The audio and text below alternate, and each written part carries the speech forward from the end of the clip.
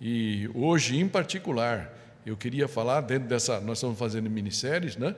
Nesse contexto de intimidade com Deus, que é a primeira coisa para a gente poder ser luz no mundo, a gente tem que ter, né? Eu queria trazer aí, nesse terceiro sermão dessa parte, ser luzes na família. Se Jesus nos chama a ser luz no mundo, aberto, para que todos vejam, ser luz na cidade onde a gente mora, fazer a diferença. Mas quanto mais nós somos chamados para fazer diferença na nossa casa, na nossa família. Amém? Então, eu queria orar mais uma vez para que o Senhor possa nos acompanhar nessa reflexão e que não seja eu aqui que estou querendo impor alguma coisa a vocês, mas que seja Deus através da sua palavra. Amém? É isso que é o nosso papel aqui, nada mais que isso. Pai Santo, nós te agradecemos mais uma vez por estarmos aqui, por cada pessoa que conseguiu chegar, que está aqui para ouvir a tua mensagem, a tua palavra. Fala ao nosso coração, ensina-nos o que o Senhor espera de cada um de nós.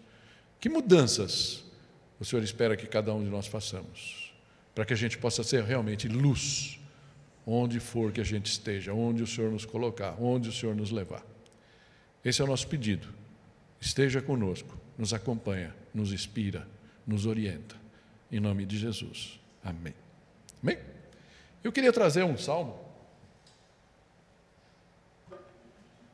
que a gente sempre visita por essas datas, que é o Salmo 127. Eu queria ler ele todo, como ele é curtinho, e aí depois nós vamos fazer algumas reflexões. Ok? Salmo 127, a partir do versículo 1. Se quiser seguir na sua Bíblia, se quiser nos acompanhar aqui. Diz assim: se não for o Senhor o construtor da casa, será inútil trabalhar na construção. Se não é o Senhor que vigia a cidade, será inútil a sentinela montar guarda. Será inútil levantar cedo e dormir tarde, trabalhando arduamente por alimento. O Senhor concede o sono àqueles a quem Ele ama. Os filhos são herança do Senhor, uma recompensa que Ele dá. Como flechas nas mãos do guerreiro, são os filhos nascidos na juventude. Como é feliz o homem cuja aljava está cheia deles. Não será humilhado quando enfrentar seus inimigos no tribunal. Amém? Essa é a versão NVI, nova versão internacional, que a gente segue. Ao longo da reflexão, nós vamos trazer algumas coisas das Almeidas, as Bíblias tradicionais e de outras também, para abrilhantar um pouco esse entendimento. Esse é um dos únicos, se não me engano, dos dois únicos salmos de Salomão. Ele está dentro dos salmos, tido de salmos de sabedoria, e ele reflete o que Salomão, errando muito, é interessante quando você escuta e vê, né, que ele é tido como o homem mais sábio do mundo, mas ele errou pra caramba. Deixou Deus de lado boa parte da vida dele. Mas no final da vida, ele deixa registrado Provérbios, alguns salmos, esse entre eles, o livro de Eclesiastes, livro de Cantares, onde parece que ele fala tudo o que eu aprendi. E aí ele chega àquela conclusão tão maravilhosa, que se não for Deus habitando conosco. Esse salmo espelha um pouco isso, e eu queria tratar disso, fazendo essa pequena divisão, para nos organizar os pensamentos. A procedência dessa luz, que nós somos chamados a ser, não é a nossa luz, né? Não é a nossa luz, é a luz de Jesus. Os presentes dessa luz, que a luz nos dá, e essas luzes em missão. Amém? Nós em missão. Vocês, mulheres, luzes nas famílias, em missão. É isso que eu queria compartilhar. Começando então pelo começo, procedência da luz. E é interessante, né, que esse salmo começa ali no primeiro versículo, dizendo: se não for o Senhor o construtor da casa, será inútil trabalhar na construção. E essa casa aqui, essa palavra aqui no grego depois foi oikos, que a gente usa bastante, né? Mas aqui ainda no hebraico, ela traz aquela ideia de lar. Mais um pouquinho de família, que é o que importa. Pouco importa se a nossa casa é feita de tijolos ou de madeira, como muitas casas lá no Rio Grande do Sul, né? E a gente fica pensando se elas forem de tijolos, se era melhor ou não. Mas, na verdade, que num lugar frio, a madeira traz um aconchego, né? E eles estão sofrendo bastante. A gente falou que ia orar por isso no domingo passado, a gente foi embora. Isso não significa que a gente não orou, mas a gente não orou aqui em comunidade, né? Espero que a gente possa fazer isso no final do culto. Eles passaram momentos muito difíceis, mas tudo indica que eles vão passar muito problema ainda. Muito sofrimento vem pela frente. E a gente precisa estar ainda muito aberto a isso e sempre lembrando deles nas nossas orações. Amém? Mas é interessante, né, que fala que o maior empreendimento, o foco aqui, é como se Salomão estivesse começando esse salmo fazendo um alerta a nós, né? E ainda mais vocês, meninas todas poderosas.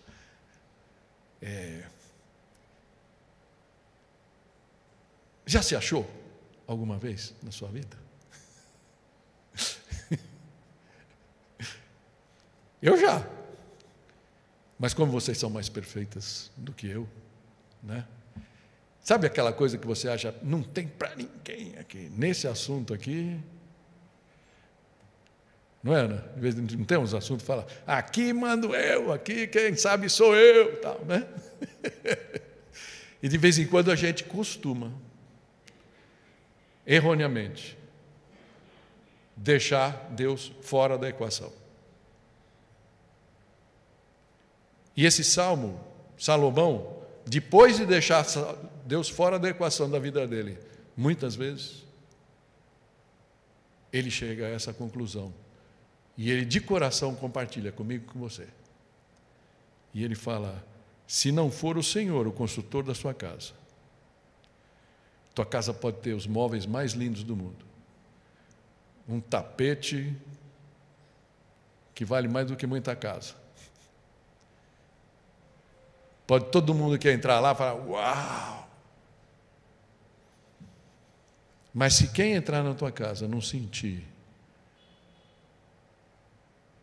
a presença do Senhor,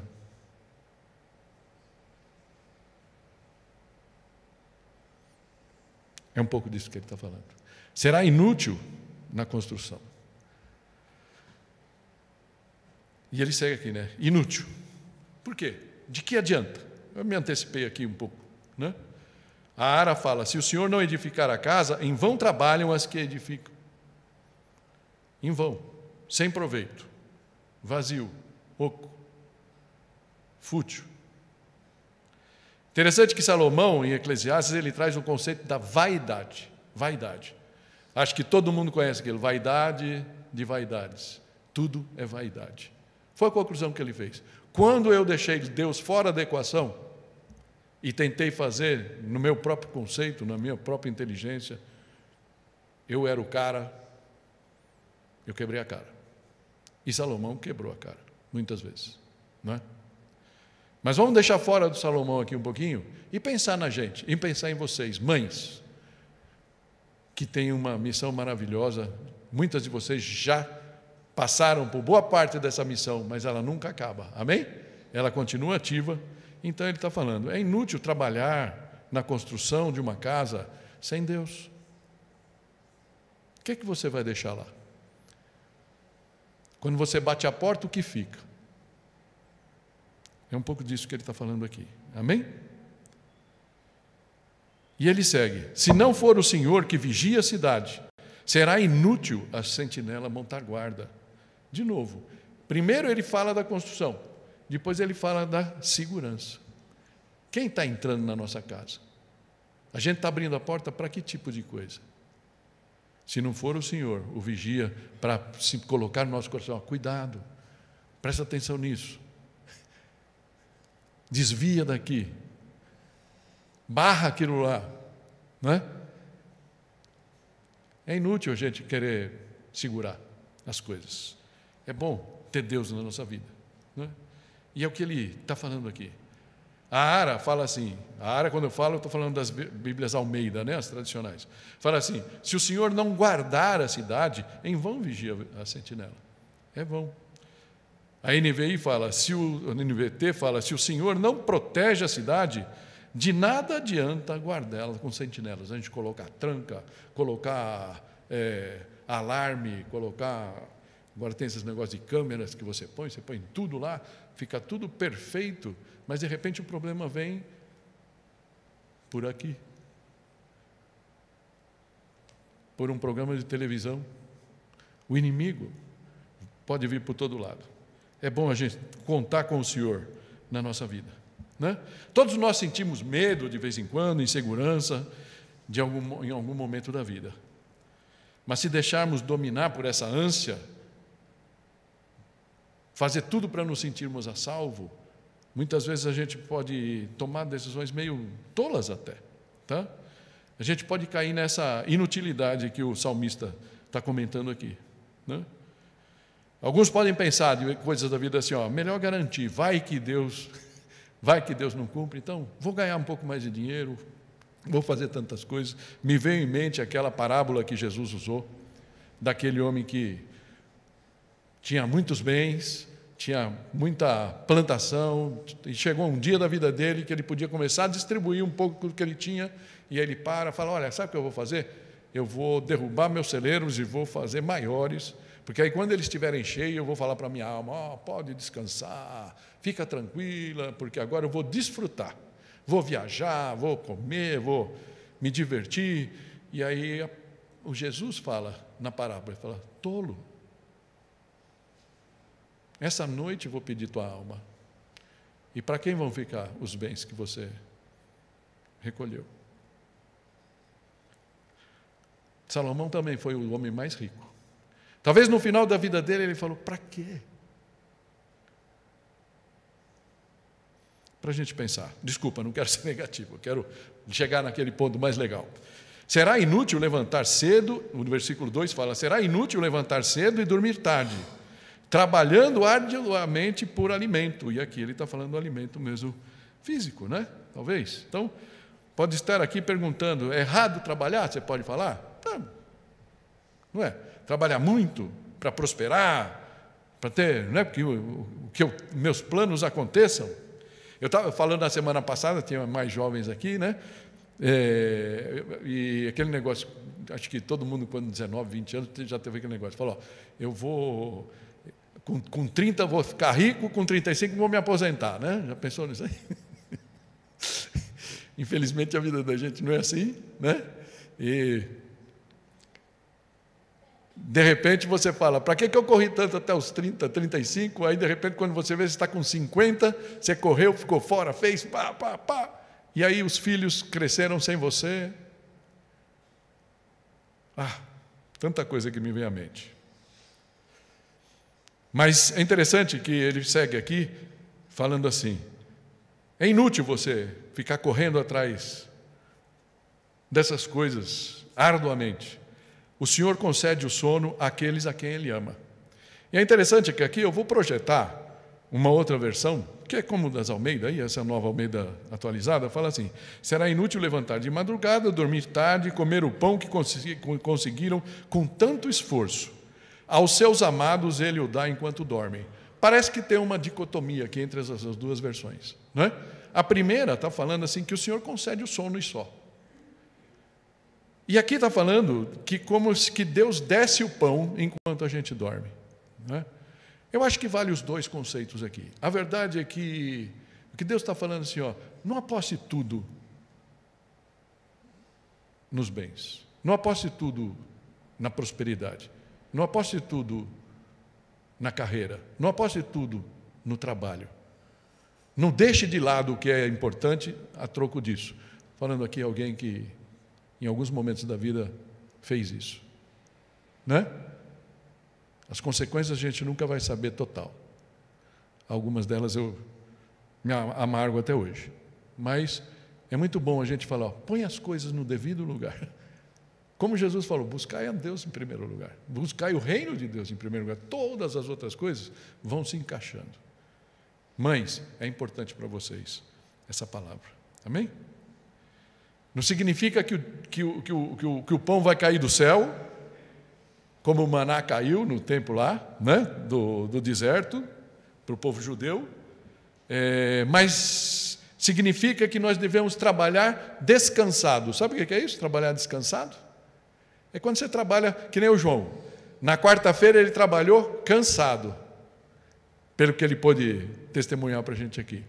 Mas provavelmente na quinta-feira, no mesmo trabalho, com as mesmas dificuldades, os mesmos problemas, ele trabalhou descansado. Porque talvez na quarta ele tenha entendido que ele tinha que resolver. Ele estava no comando e tudo dependia dele. Na quinta, ele pensou: eu não estou sozinho. Deus está comigo. Eu já entreguei para Ele na oração. Então eu posso trabalhar descansado. Amém? Como é bom se a gente cria os filhos assim.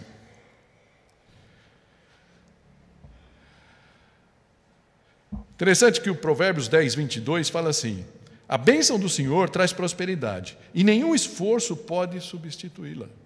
Nenhum esforço nosso pode trazer nada.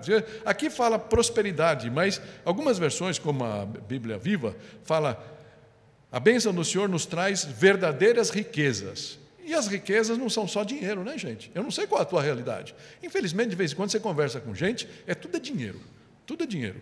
Que o carro tal, que não sei o que custou tanto, piriri, pororó, é tudo dinheiro. E no final das contas, quando você estiver lá no leito hospitalar, no final da tua vida, e forem perguntar para você: ô irmã, o que você acha que você faria? Ninguém vai falar: puxa, eu queria ter um dia a mais para ganhar um pouquinho mais de dinheiro. Não é? Essa é a última coisa que você vai falar.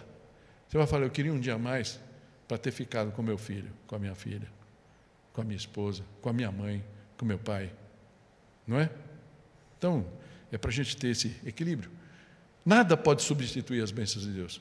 O esforço nosso, humano, correndo atrás do ouro, pode fazer muito pouco disso.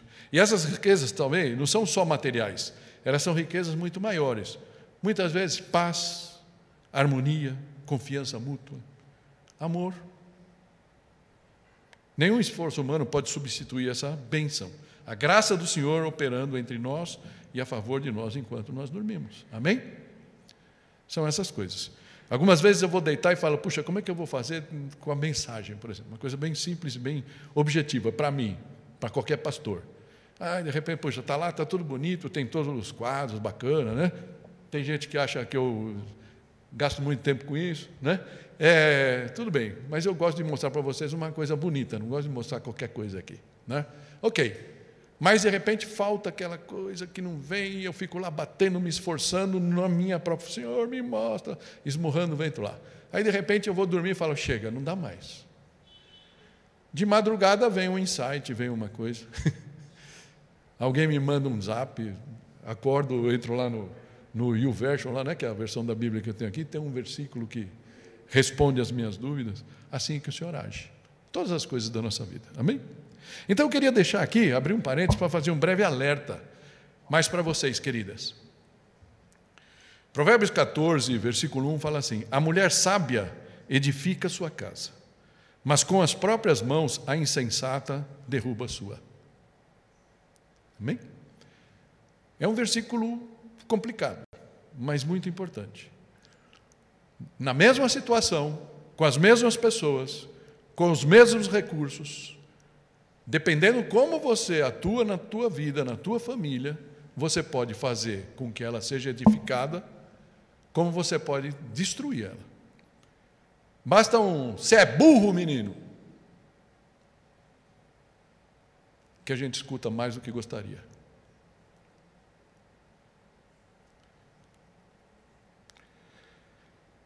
A diferença entre sábia ou insensata. Como é que a gente pode tratar isso?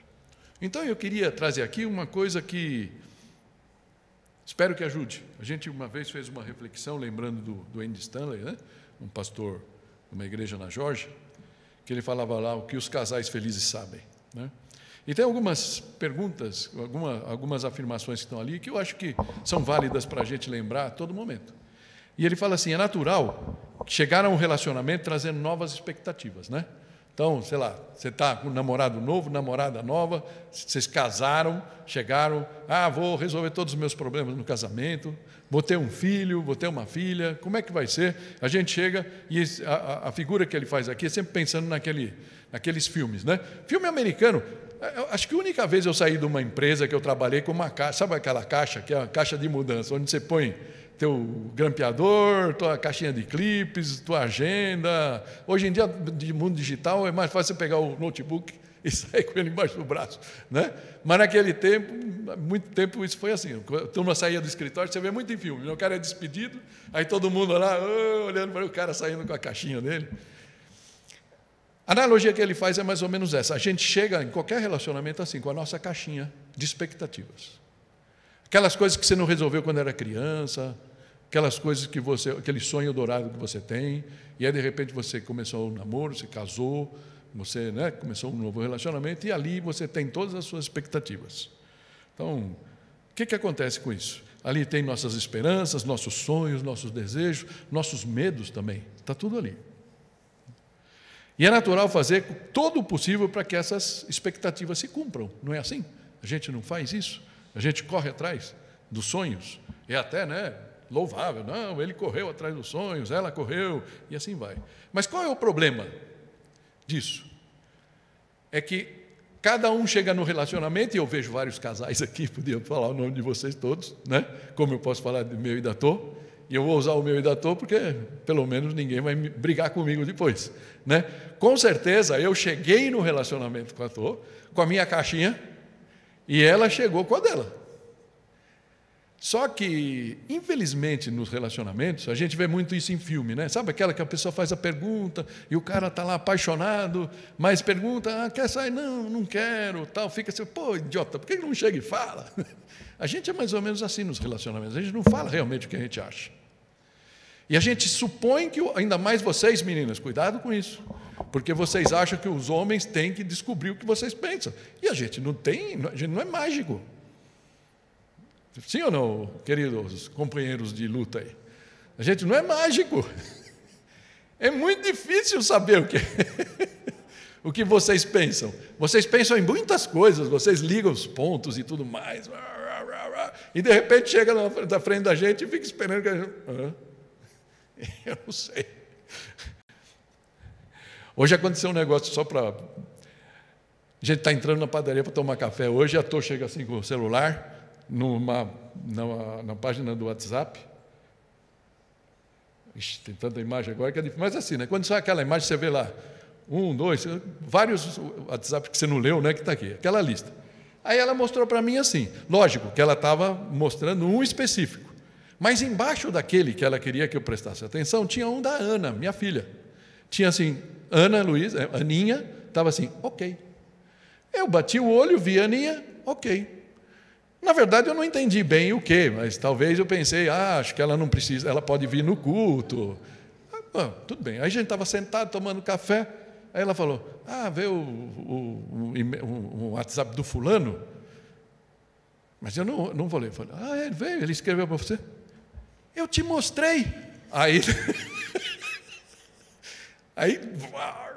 mas quando ela mostrou, meu Deus, eu estou ficando louco, porque na minha memória eu não me lembro que ela me mostrou. Aí ela chegou e fez assim, aqui, ó.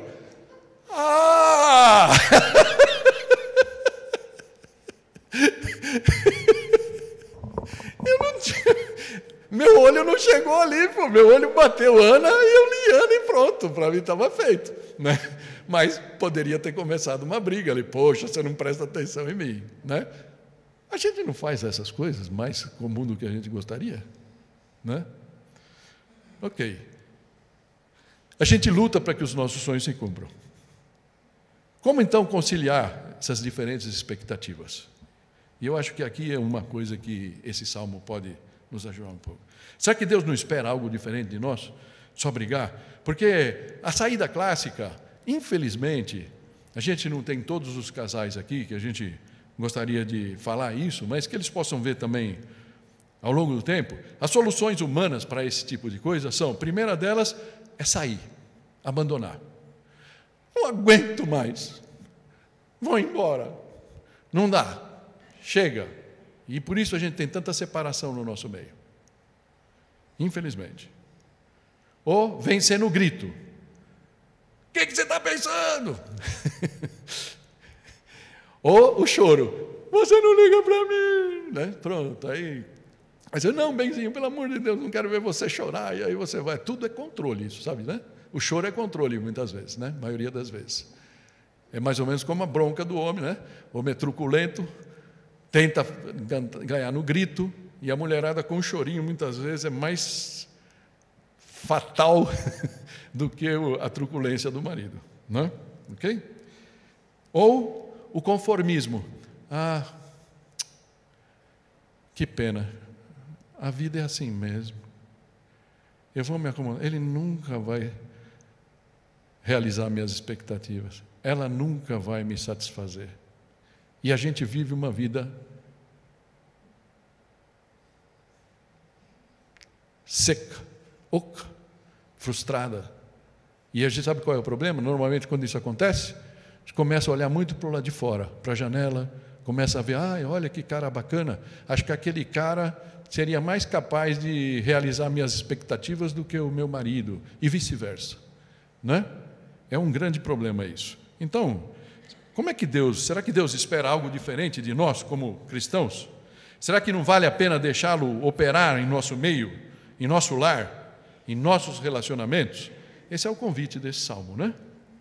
Provérbios 14, ainda no versículo 26, aquele que falava da mulher sábia e da mulher insensata, lá na frente, ele fala aqui, aquele, mas imagine que fosse aqui aquela, falando para vocês, queridas, aquela que teme ao Senhor, possui uma fortaleza segura, refúgio para os seus filhos. Você quer ter filho? Você já teve? Como é que anda a tua história com os teus filhos? Quando ele pensa em você, ele pensa num refúgio. Vou correr para os braços da minha mãe? O João contando aqui foi muito bom, né, João? João deu apoio, mamãe! Brincando, João. Mas a mãe dele ainda teve uma palavra boa, refúgio. Refúgio. Você tem sido refúgio? Ou você tem sido um poço de críticas? É legal isso daqui. O único caminho para a verdadeira intimidade é esse, da gente temer o Senhor, entregar realmente nossa vida a Ele e deixar Ele participar da nossa vida, ok?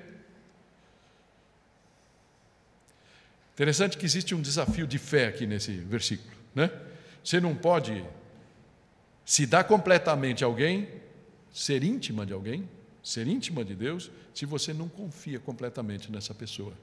Então, esse provérbio, ele deixa um pouco isso. Essa afirmação é válida tanto em relação a Deus, quanto aos nossos próprios relacionamentos. Será que você não confia em Deus o suficiente para Ele poder fazer diferença na sua vida? Será que você não confia no seu maridão, na sua esposa, na sua namorada, no seu namorado, para fazer diferença na sua vida? Parece que o único caminho para a intimidade é a gente confiar, acreditar, escolher confiar. Na verdade, eu vou abrir um parênteses aqui, no parênteses, porque esse é o convite do Evangelho. Deus existe. Você queira, você não queira. Você creia, você não creia. Ele está lá. Ele existe. E Ele enviou o seu Filho. E esse Filho veio tornar Deus presente na nossa vida, né? Ele morreu naquela cruz pelos nossos pecados. E graças a isso a gente pode falar, eu creio, e viver uma vida diferente. Viver a quinta-feira do João, e não a quarta-feira do João. A quarta-feira do João, todos nós vivemos, certo, João? Vivemos direto, com medo, com aflição, estressados, tudo mais. Mas o convite da fé é aquele, você está estressado? Ora para mim, fala comigo, creia que eu posso fazer diferença. Esse é o convite da fé. A todo aquele que nele crê, ele manifesta o seu amor, dá a vida eterna. Amém?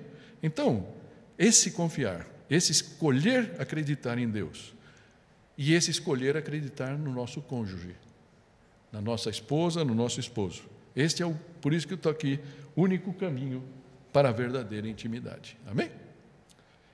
O segundo ponto que eu queria trazer para vocês, então esse é a procedência da luz. Não é a tua luz, querido, querida. Você pode brilhar muito, mas a luz que vai fazer diferença na tua casa não é a tua. Porque pode até gerar ciúmes entre vocês. Tem casas que tem competição entre o brilho da mulher e o brilho do homem. Espero que não seja o seu caso. Muitas vezes acontece em casos que a mulher se torna uma profissional, não importa o ramo, e ela acaba ganhando mais que o marido, por exemplo. Acaba sendo um drama naquela casa. Se o único alicerce, o único pilar para o casal se agarrar é esse, da profissão, do dinheiro, das coisas materiais, é um drama. Pode acabar o casamento, né? Pode gerar competição, pode gerar ciúme, inveja entre eles.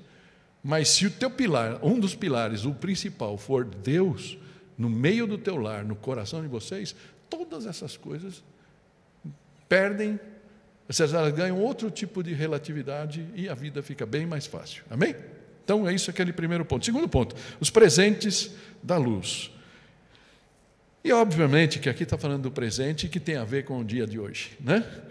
Versículo 3 fala assim: os filhos são herança do Senhor, uma recompensa que Ele dá.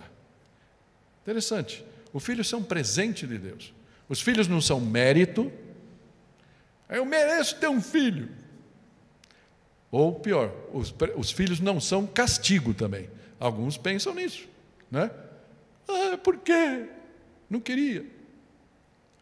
Interessante que a gente vinha escutando uma coisa, infelizmente não pude escutar inteiro, que a Tô viu e descobriu ontem. Não sei se você, acho que está no YouTube, você pode procurar lá, Brasil Paralelo, não sei se vocês viram alguma vez, coisa do Brasil Paralelo, tá, geração das não-mães. Perdão, esse é estou falando besteira, isso já é uma coisa que eles mencionaram. Mas é um especial Dia das Mães do Brasil Paralelo, está no YouTube. Você entra lá no YouTube, está lá. E bacana que tem umas mães lá, uma que tem 12 filhos, né? Uma moça até muito bonita, tem 12 filhos, outra tem 4, outra tem 1, tem até aquela deputada lá do Paraná. Bom, tudo bem, ok? Mas tem uma pesquisa que a Bayer que fez, interessante, que fala que nós estamos vivendo a geração das não-mães. Não-mães. Me chamou a atenção, né? Por quê? Porque ela fala que a Bayer fez uma pesquisa que 40% das mulheres no Brasil hoje não querem ser mães. E o que acontece? Um dado que eles trazem lá, que a taxa de natalidade no Brasil, hoje já, é de 1,66 filhos por habitante, por mulher, óbvio, né? Habitante mulher. Sendo que só para a reposição populacional está todo mundo tão preocupado que o planeta vai explodir de gente. Se olhar a Europa é muito pior, né, do que isso. Mas aqui, 1,62. Só para repor, para o Brasil manter a mesma população, a taxa precisaria estar em 2,1 filhos. Ou seja, a gente está diminuindo. E a tendência é que a gente diminua ao longo do tempo e não aumente. Certo? Então, só que aparece uma coisa interessante, porque aí elas foram para a rua, entrevistar moças na rua. Não sei se foi aqui em São Paulo, ou lá em Curitiba, não sei, né? E eles entrevistam várias moças. E, por incrível que pareça, esse 40% não apareceu lá, não. A maioria das pessoas queriam ter. Não, quero, não sei, quando tiver, quando for, quero ter. Sempre pensei, e assim por diante. Duas pessoas não quiseram. Uma mocinha falou: eu quero trabalhar, eu quero minha carreira, tal. Se for lá na frente eu vou pensar. Isso ocorre. Mas uma delas aparece uma mulher já mais madura, e aí uma coisa que chama a atenção é que ela fala: não quero ter filhos. Você não quer ter? Nunca quis ter filhos. E aí ela solta uma pérola. Ela fala assim: em terapia eu resolvi. Em terapia. Eu resolvi. Ficou, aí ela deu um tempo, ficou resolvido. Ou resolveram por mim, né? Ficou resolvido que eu poderia deixar de ser mãe, porque não era algo tão essencial na minha vida. Só que não era o que o coração dela dizia, porque senão ela não ia precisar de terapia, né? Vamos combinar? Esse é um problema no nosso mundo atual. Será que a Bayer forçou um pouquinho a pesquisa? Muitas vezes você tem a resposta, depende de como você faz a pergunta, né? Mas tudo bem. Queridas, eu digo para vocês assim, não se deixe enganar pelas dificuldades da vida, muito menos pela mídia. E é duro para mim dizer isso, não está nem aqui, mas eu vou falar para vocês. Queridos, a mídia não é sua amiga.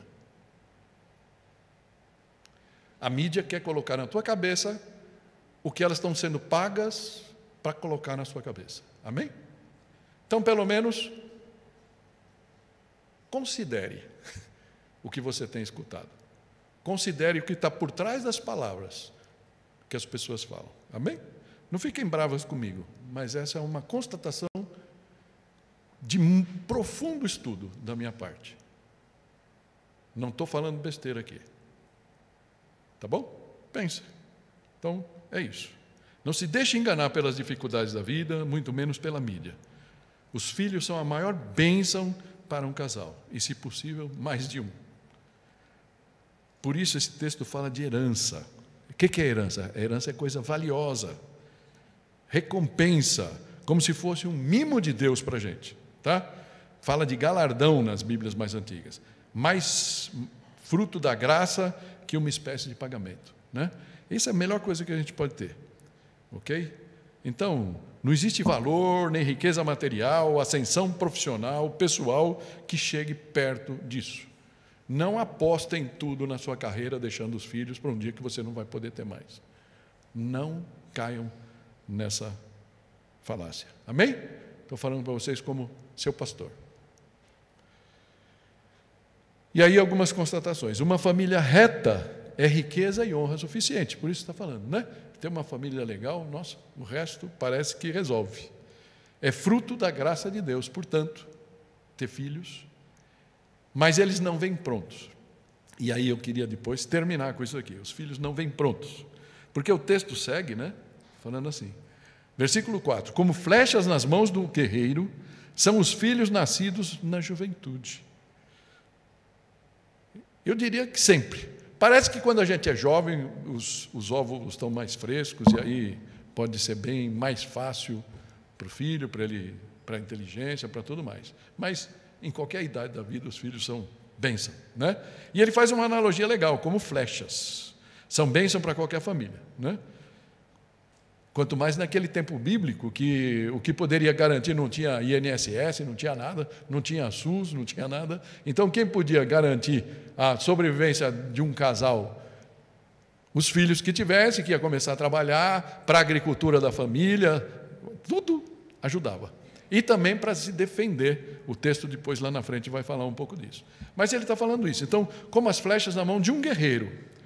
E aí, talvez essa analogia, eu nunca gostei muito dessa palavra, eu já falei isso para vocês, porque guerreira, fulano é guerreira, parece que tem uma conotação estranha, né? Parece que tem alguma coisa por trás assim que... Mas apesar disso, nesse texto aqui ele é perfeito, certo? É necessário que pais e mães, e vocês principalmente, mas sejam guerreiras mesmo, para manter a sua casa, manter a sua família em pé. Íntegra, inteira, ética, moral, emocional e espiritualmente falando, né? E aí, esse é o ponto que a gente... E a gente vai voltar a isso no terceiro ponto, nas nossas conclusões aqui. Lutem pela sua família. Eu não quis repetir desenhos, né, mas estava vendo assim, o que a gente mostrou no passado, e eu lembro de um desenho que falava que as mães, isso aqui, de repente, toda delicada, quando tem um filho, vira uma leoa, lembra disso aí? Defende os filhos com tudo. De repente, a gente tem que defender nossos filhos disso aqui, ó. Cuidado, pais e mães. Cuidado, pais e mães. O leão não está mais nas ruas, o leão está aqui. Cuidado com o que seu filho está... Como é que você está liberando isso para o seu filho. Amém? Tudo bem? Estamos juntos ou não? Se falar alguma besteira, vocês têm direito de reclamar. Ok? Isso nós vamos voltar. Mas aí esse termina, no versículo 5, ele fala: como é feliz o homem cuja aljava está cheia deles. Ou seja, né, aquele negócio lá das flechas, que tiver muita flecha ali, não será humilhado quando enfrentar seus inimigos no tribunal. Eu gosto, na verdade, o final das Almeidas, ele fala: não será envergonhado quando pleitear com os inimigos à porta. É mais ou menos isso, né? A gente vai ter sempre os nossos filhos para nos defender se for necessário. Amém? Isso é muito importante. Mas eu queria então agora concluir com essa terceira e última parte que eu estou chamando luzes em missão. E aqui a gente vai sair um pouquinho daquele texto, nós vamos pegar um outro texto que a gente está acostumado a ler nesses dias, que é, vou fazer aqui algumas afirmações em função disso que a gente viu. Se os filhos são fruto da graça de Deus, ok? Espero que você entenda assim. E são como flechas nas mãos de pais e mães. Tudo bem aí, Mateus? Cuidado, flechinha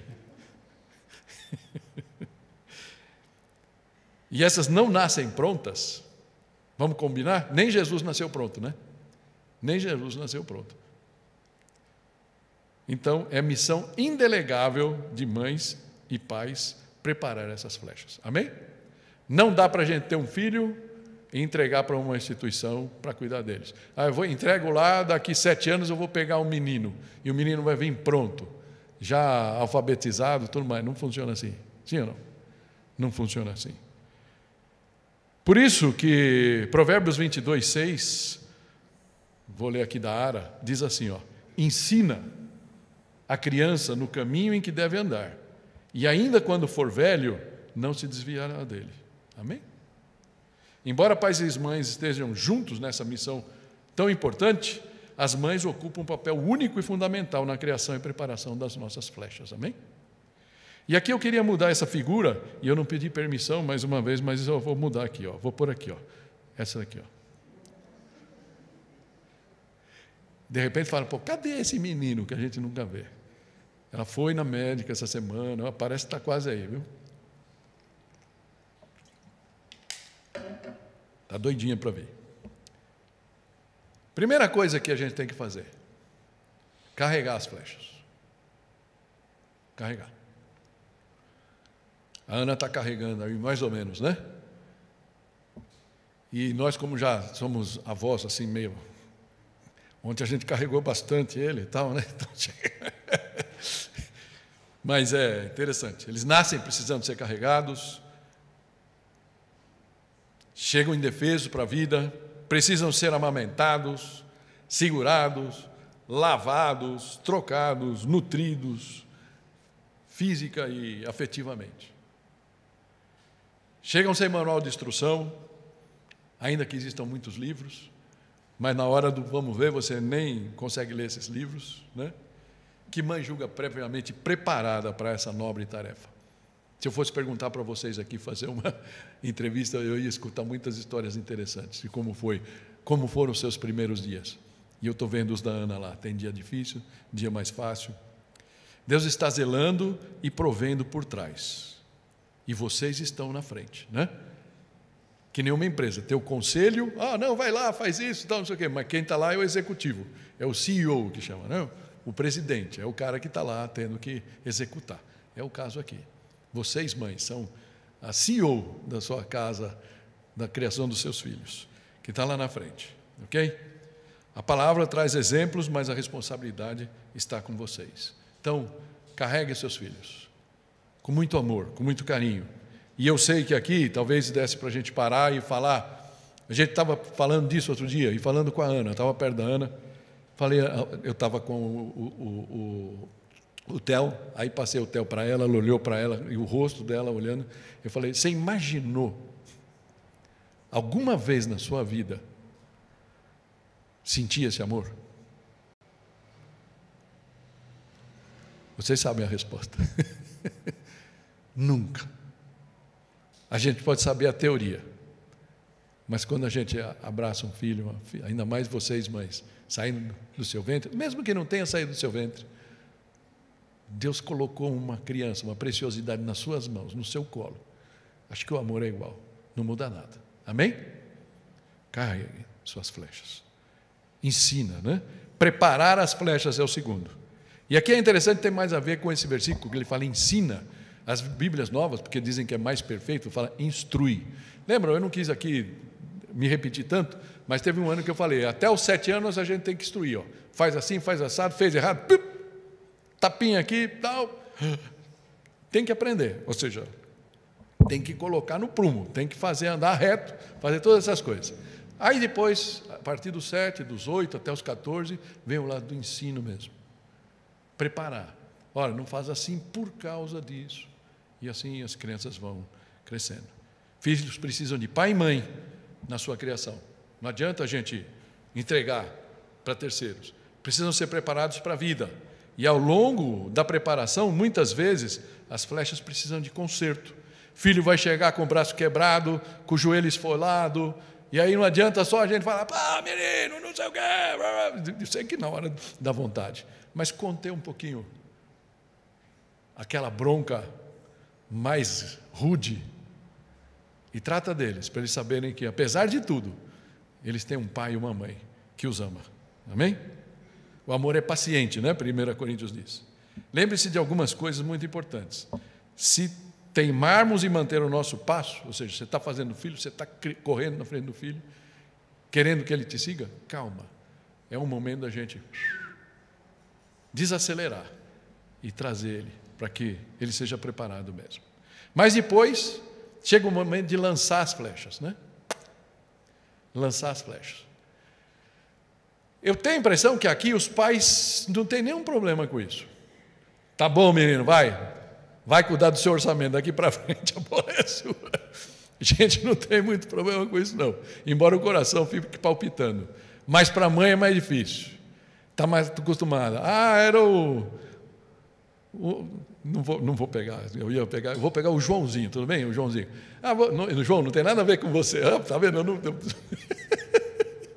Marquinhos não tem nenhum. Era o Marquinhos que me ajudava, era o Marquinhos que ia comigo no mercado, era o Marquinhos que me ajudava, ele me ajudava a lavar a roupa, ele me ajudava, quando eu vi ele tinha feito a cama. Querida, passou o tempo.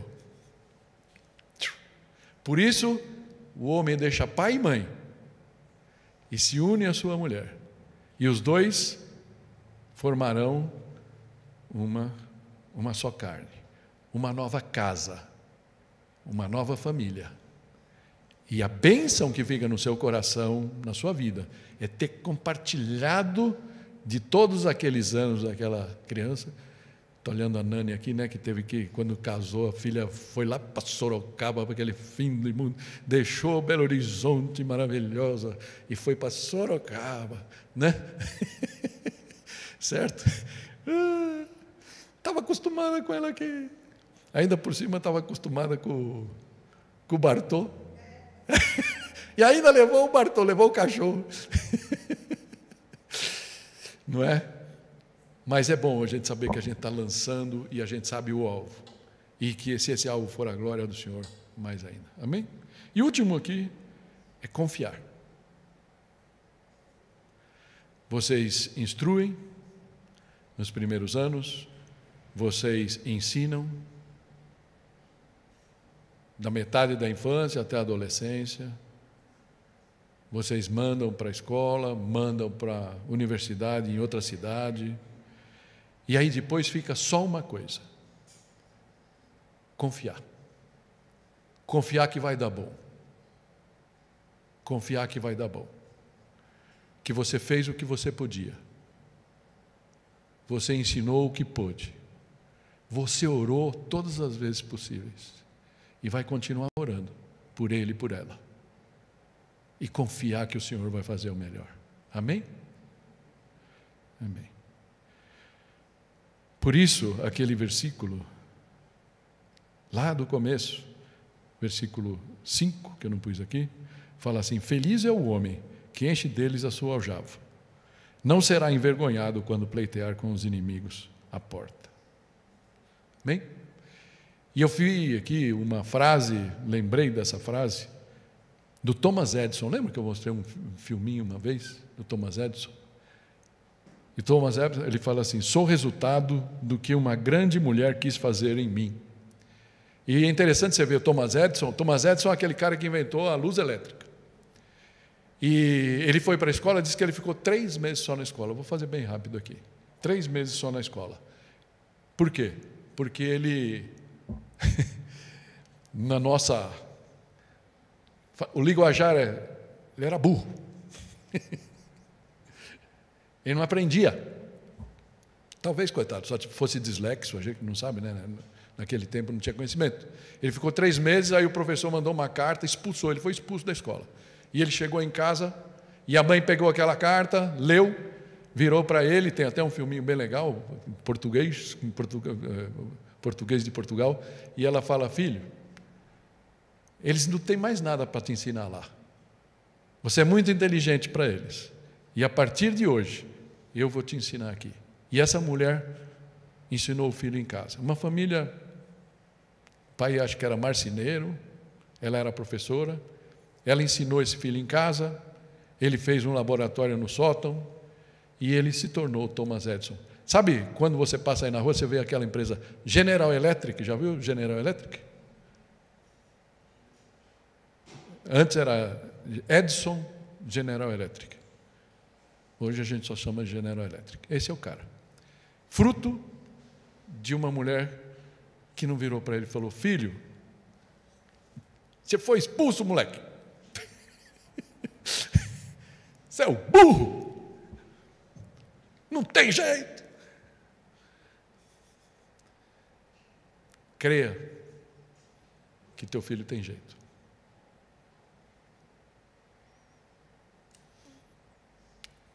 Para falar que eu não termino nunca, eu vou terminar com Jesus, com esse versículo que ele falou: vocês são a luz do mundo. Não se pode esconder uma cidade construída sobre o monte, e também ninguém acende uma candeia e coloca debaixo de uma vasilha. Pelo contrário, coloca no lugar apropriado, e assim ilumina a todos os que estão na casa. Querida mãe, querida irmã, e irmão também, o Senhor chamou vocês e está fazendo um apelo para vocês hoje: sejam luz na sua casa. Nenhuma luz é feita para ser colocada embaixo de uma vasilha, como Jesus falou, embaixo da mesa. É feita para iluminar. Ilumine a vida dos seus filhos. Não importa se ele tem hoje 30, 50 ou 5, ou 1, ou 1 mês e meio, como o Theo. Creia que o Senhor te colocou na vida dele para fazer a diferença. Seja uma luz na sua família, na sua casa. Fecha teus olhos, vamos orar. Pai Santo, nós te agradecemos pelas mães que o Senhor colocou entre nós.